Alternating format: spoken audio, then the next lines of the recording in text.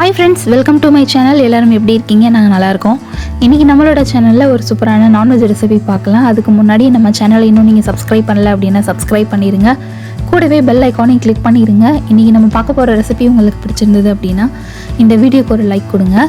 இன்னைக்கு நம்ம சிக்கன் கறி தோசை எப்படி செய்யறதுன்னு பார்க்கலாம். ஏற்கனவே நம்மளோட சேனல்ல மட்டன் கறி தோசை மதுரை ஸ்டைல்ல எப்படி செய்யறதுன்னு பார்த்திருக்கோம். இன்னைக்கு நம்ம இந்த சிக்கன் கறி தோசை எப்படி செய்யறதுன்னு பார்க்கலாம். இதுக்காக போன்லெஸ் சிக்கன் எடுத்து நல்லா கொத்துக்கறி மாதிரி நல்லா கொத்தி எடுத்துக்கோங்க. நம்ம வீட்டில் இருக்கிற கத்தி யூஸ் பண்ணியே பண்ணலாம்.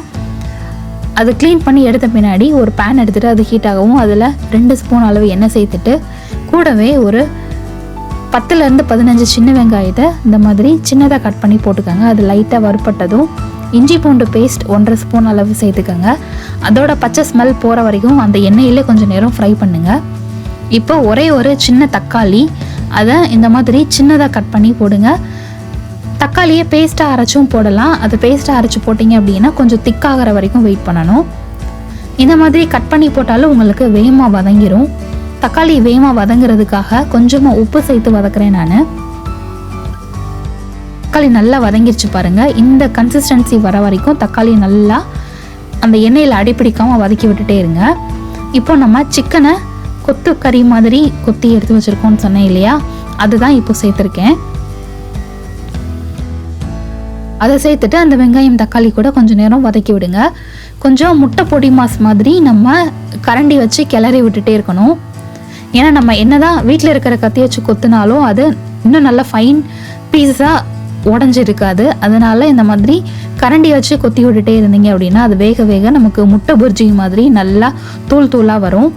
இப்போ கொஞ்சமாக மஞ்சள் தூள் சேர்த்துக்கலாம்.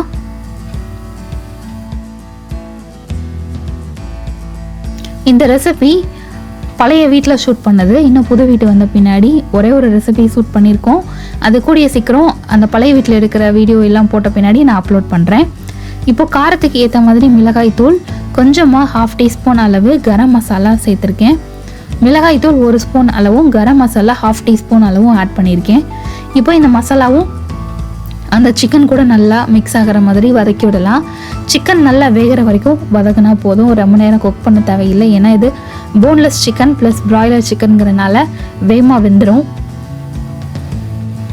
உப்போட அளவு மட்டும் செக் பண்ணி போட்டுக்கோங்க.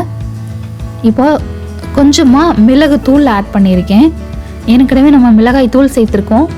அதனால் கொஞ்சமாக மிளகு தூள் சேர்த்துட்டு கொஞ்சமாக மல்லி இலை சேர்த்துட்டு லைட்டாக கிளறி விடுங்க. நம்மளோட சிக்கன் நல்லா வெந்துருச்சு. இந்த ஸ்டேஜில் ஃப்ளேம் ஆஃப் பண்ணிடுங்க. உப்பு உங்களோட டேஸ்ட்டுக்கு ஏற்ற மாதிரி இருக்கான்னு பார்த்து செக் பண்ணிக்கோங்க. நல்லா பொடி பொடியாக தூளாக்கியாச்சு. இப்போ நம்ம தோசை செய்ய ஸ்டார்ட் பண்ண போகிறோம். இட்லி தோசைக்கு மாவு எப்படி அரைக்கிறது அப்படிங்கிற வீடியோ நம்மளோட சேனலில் இருக்குது. நல்ல சாஃப்டான இட்லியும் மொறு தோசையும் எப்படி செய்யலான்ட்டு ஒரே மாவில் நம்ம செஞ்சிடலாம். அது எப்படின்னா நம்மளோட சேனலில் இருக்குது, போய் பாருங்கள். ஹவு டு மேக் அப்படிங்கிற பிளேலிஸ்ட்டில் இருக்கும். இப்போது தோசைக்கல் நல்லா ஹீட் ஆகவும் அதில் நமக்கு எந்த சைஸில் தோசை வேணுமோ அந்த சைஸில் மாவு ஊற்றி அந்த தோசை மாதிரி ரவுண்டாக ஊற்றி எடுத்துக்கோங்க. இது மேலே ஒரு முட்டையை உடச்சி ஊற்றிக்கலாம்.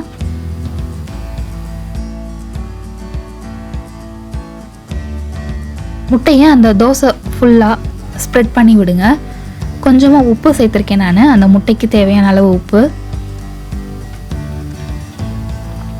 முட்டை சேர்த்திங்க அப்படின்னா அந்த சிக்கன் போடும்போது அது நல்லா பைண்ட் ஆகும், கீழே உதிர்ந்து வராது. அதுக்காக தான் அந்த முட்டை சேர்க்குறோம்.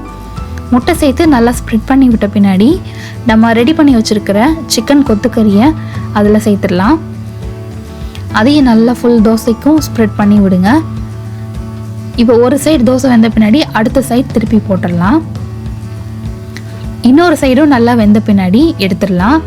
இதில் மேலே எண்ணெய் ஆட் பண்ணியிருக்கேன். கொஞ்சமாக அந்த தோசை வேகிற அளவுக்கு சுற்றி எண்ணெய் 1 ஸ்பூன் அளவு ஆட் பண்ணியிருக்கேன்.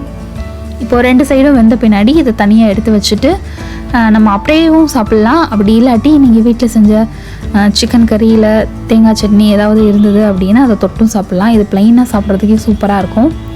இதே மாதிரி சிக்கன் கறி தோசை உங்கள் வீட்டில் ட்ரை பண்ணி பாருங்கள். இந்த வீடியோ பிடிச்சிருந்தது அப்படின்னா இந்த வீடியோக்கு ஒரு லைக் கொடுங்க. எல்லாத்துக்கும் ஷேர் பண்ணுங்கள். மறக்காமல் நம்ம சேனலை சப்ஸ்கிரைப் பண்ணுங்கள். நெக்ஸ்ட் வீடியோவில் மீட் பண்ணலாம். தேங்க்யூ ஃபார் வாட்சிங்.